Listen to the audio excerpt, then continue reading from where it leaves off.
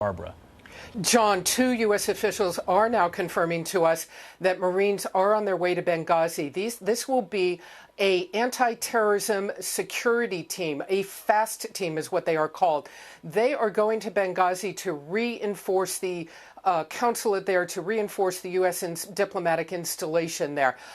You saw that Secretary of State Clinton has asked for additional security. The president has said there will be additional security at U.S. installations around the world. And after what has happened at Benghazi, Marines now on the way. These are the very specific Marine Corps embassy teams that are structured just for this job, to reinforce an embassy or a diplomatic installation when violence breaks out. As you know, Marines guard embassies around the world. This is more people, more firepower, more security capability. But John, in Libya, Cairo, at installations around the world, one of the key issues is that U.S. jurisdiction, of course, only extends to the fence line.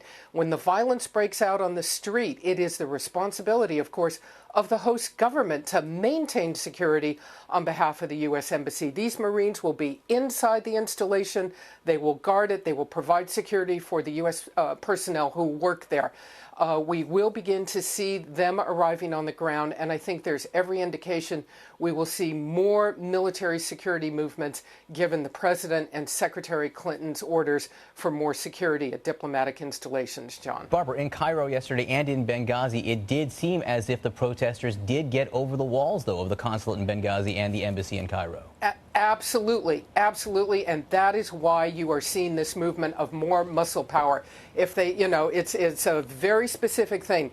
On the street, it is the host country's responsibility. Once they climb the fence line, if you will, once they climb the embassy fence, then it is security inside the embassy, but it is still the responsibility of the host government to make sure it doesn't get to that point. I think that you will see the U.S. administration is very concerned that these governments maintain their responsibility for security on the street, and it does not get to that point.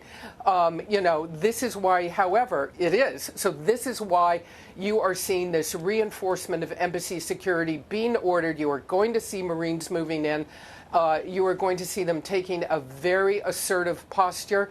Look, they are not looking to shoot anybody. They're not looking to get into a shooting war, but they are under orders. It is very clear to maintain security at U.S. diplomatic installations, and they will have the rules of engagement, if you will, to be able to do that. But it's only going to work, according to U.S. officials, if the host governments step up their responsibility as well. Let me add one more thing, John.